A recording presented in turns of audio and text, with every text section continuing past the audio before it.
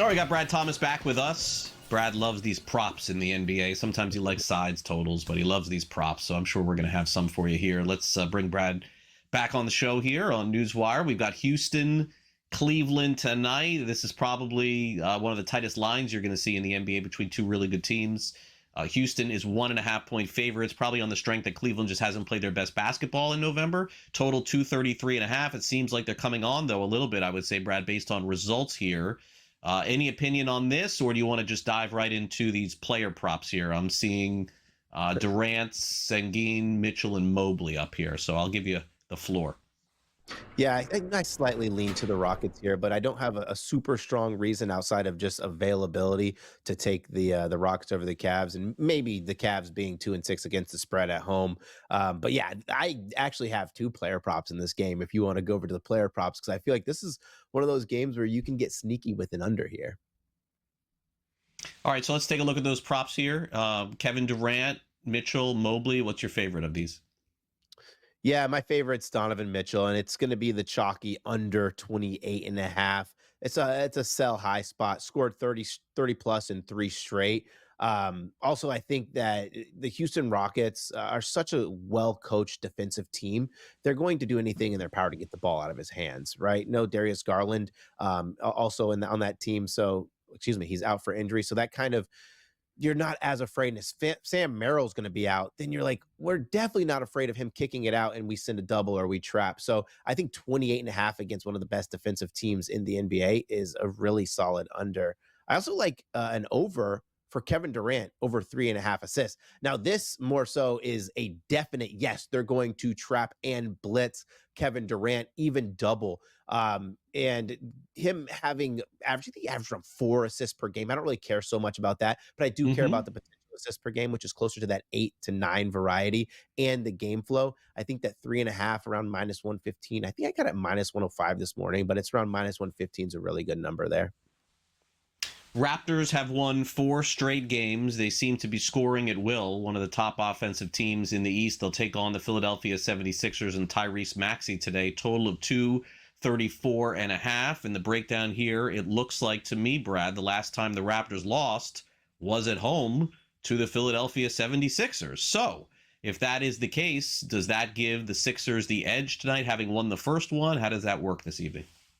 Yeah, maybe, right? Like the 76ers should have some confidence, but I actually like the Raptors. I think they're playing a little bit of better basketball. Two of these teams are really evenly matched. I think the Raptors hold the edge defensively, right? This is a 76ers team that doesn't really play any defense at all.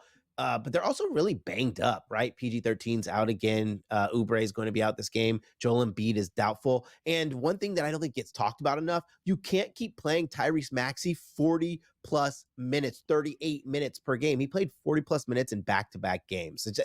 I don't think that's sustainable. I have a slight lean to the Raptors, but not really strong on the side or total there. I'm a little surprised at this line here. It tells me Jimmy Butler's not playing tonight here, Brad, if I had to guess. The Heat 6.5-point favorites. How is that possible? Against the Golden State Warriors, total of 234.5. Is it possible that the Heat is better than Golden State? Yes. Have you seen the Heat play this season? Every single game is going right down to the last shot, whether they win or they lose, including the game against the Knicks the other day. So the game will tip off at 7:30 Eastern. But they're not making lines of Heat minus 6.5 unless Butler's out here, right? Like, that's it. Is there anything to say?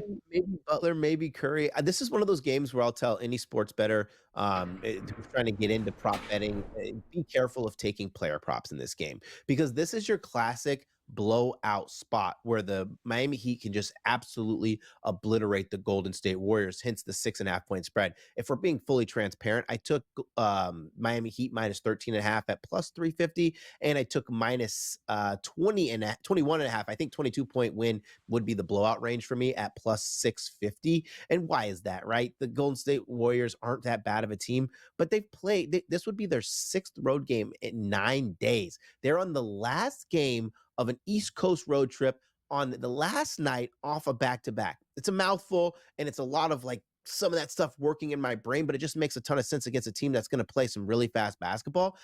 I think Jimmy Butler does play, but Steve Kerr has been notorious for doing this. When they play on these back-to-backs on a road trip, if their team starts out slow, he is really quick to pull the plug because you can't just Mm, say, I'm going to sit Jimmy Butler, I'm going to sit Draymond, I'm going to sit Stephen Curry and get away with it, right? Without a real injury or load management or whatever the new phrase is, kind of rationale behind it. right.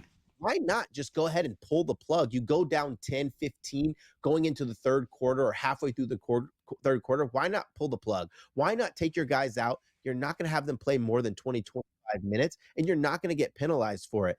In the grand scheme of things, this team just wants to make the playoffs. Winning a game on the road on the second half of the back-to-back on the last night of your East Coast road trip is not all that important. So I think this could be a really weird, funky game where players don't play a lot and fans get really upset who are betting player props, especially betting overs. Yeah, and for those people who bought tickets to see Steph Curry Yep. in Miami, they're not going to be happy either, if that's the case. Knicks coming off that loss in Miami, 6.5-point favorites tonight at Dallas. New York has not won yet on the road this season. They're 0-5. We know the Mavericks just have everybody sitting. I did see Jalen Brunson warming up with the Yeah. Knicks in the last game. I think he's still going to miss time. I'm not sure if that includes tonight. Karl Anthony Towns will play -6.5. Knicks at Mavericks tonight. Who do you like? Yeah, I like the New York Knicks. It is a little bit of a scary line. I thought I would have made it closer to 6.5. Sitting there at 4.5. I'm like, what am I missing? I know Jalen Brunson's probably not going to be out. OG Anunoby is going to be out in this game as well. But the New York Knicks desperate for that first away win, that road win against a Mavericks team that I just don't think's that good. When Cooper Flag, no disrespect to the young rook, is your leading scorer, 15 points per game, you're going to have a lot of issues. You're going to have to lean heavily on their defense. They're 29th in offensive rating, which is not anything to write home about. So I think the Knicks are just going to have too much off firepower against them and win and cover this game. All right, Brad, great stuff as always. Thanks for coming on the show. We'll catch up again next week. Absolutely. Thanks for having me.